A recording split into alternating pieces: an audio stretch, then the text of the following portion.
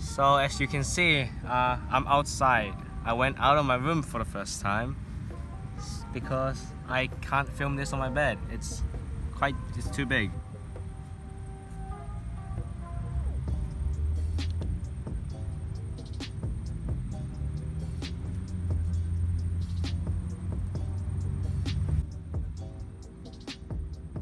So before we start this video, we are only 69,000 subscribers away from overtaking Magical Amazing. We can do it, guys. Come on, subscribe, like and subscribe. If you like cardboard guns, subscribe now. Thank you. Do it now. Vote for the next gun as well. It'll be in the poll on the right top corner. Now let's get into the main video. Thanks for tuning in into another video of this channel.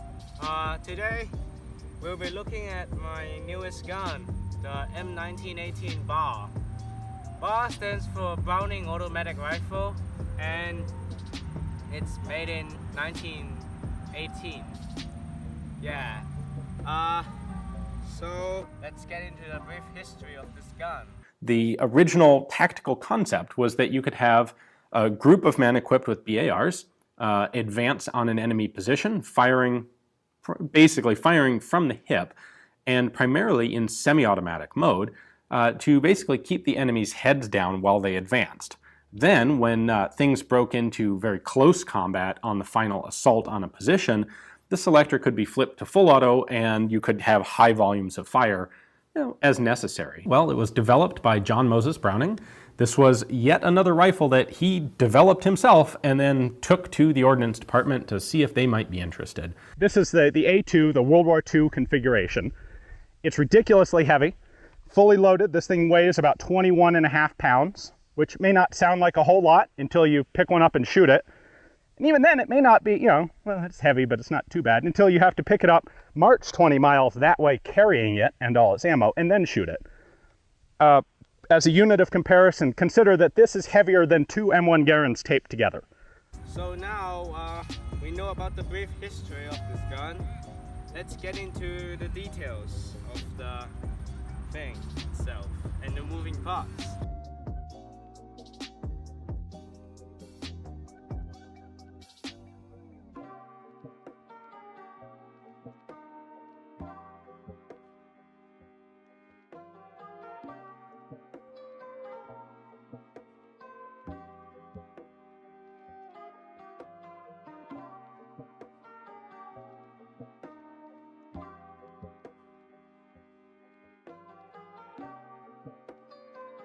So we'll start from the back. We have the detailed stock here. It's all curved up. On the top you can see here. See it's curved. And then the bottom, it's curved. And then it has this really nice rear sling mount. And then, yeah. And then at the back, at the very back here, we have the shoulder thing that comes up. It's in your legislation. Shoulder thing that goes up. And it can support the whole gun's weight, like this. Yep. And that's all for the stock. Now let's get into the trigger. So this is the trigger and the grip. It's curved. It's pretty nice. It's like really nicely gripped. And so the top here. And then this is the trigger.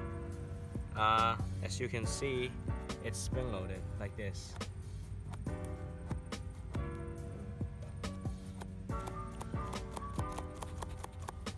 Yep. And then up here we have the magazine release, which as you can see here, I can't pull the thing out. But if I press this button, this would happen. So this is the mag. It's quite detailed, as you can see. And then you have the bottom. Yeah. So as you can see in here, there's this lever here. You can see the lever here. And when you press it, it goes up. So yeah, that's the mag release. And to the bolt here, this part, it's not spring loaded, but it moves. Yeah. So this is the left side of the gun. So we have the charging handle here and the detailed parts here. So you pull this back and yeah, it closes. And then down here we have the safety, and so it works like a real safety. And it's only one-sided because that's how the gun is. Yeah. And on the top here we have the sights that goes up, and so this is adjustable, like you can put up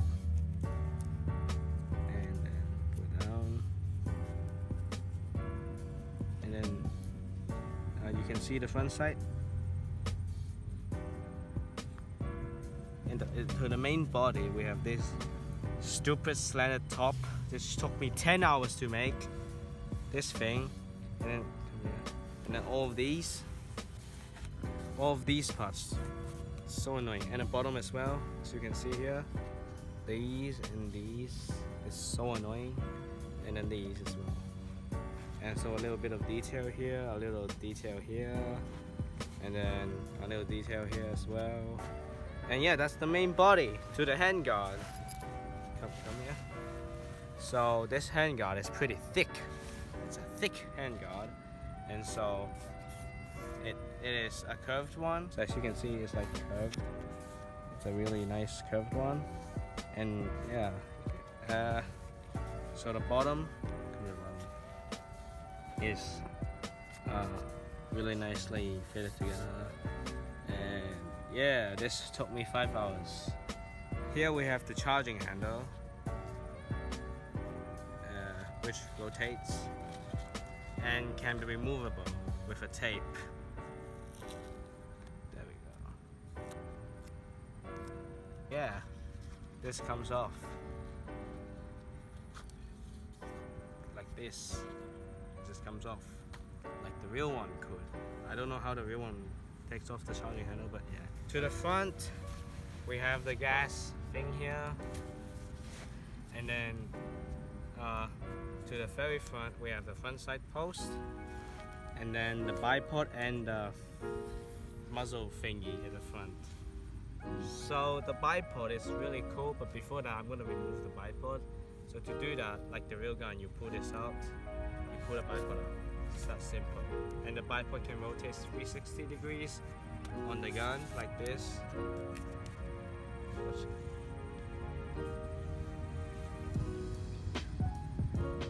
So this is the form that the gun is the best in. It's the lightest, and you can just use it like an actual rifle, like John Browning has originally like wanted it to be. So yeah, now let's get to the bipod thing. Here, yeah. So the bipod works like the real one. You have this and a wing nut.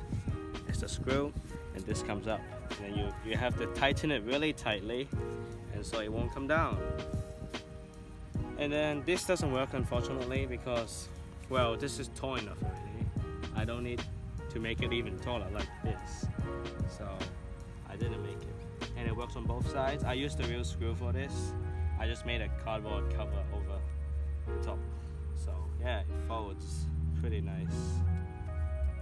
And yeah, that's basically the gun. So this, I'm not going to make a how-to video for this because my phone ran out of memory. So I couldn't finish taking the photos, and I just gave up.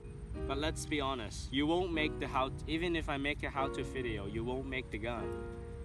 You won't. I just know you won't. So yeah, that's all from me today. Thanks for watching this video. If you like, subscribe. If you enjoy my content, subscribe and like. Yeah. Bye. Thanks for tuning in to this episode of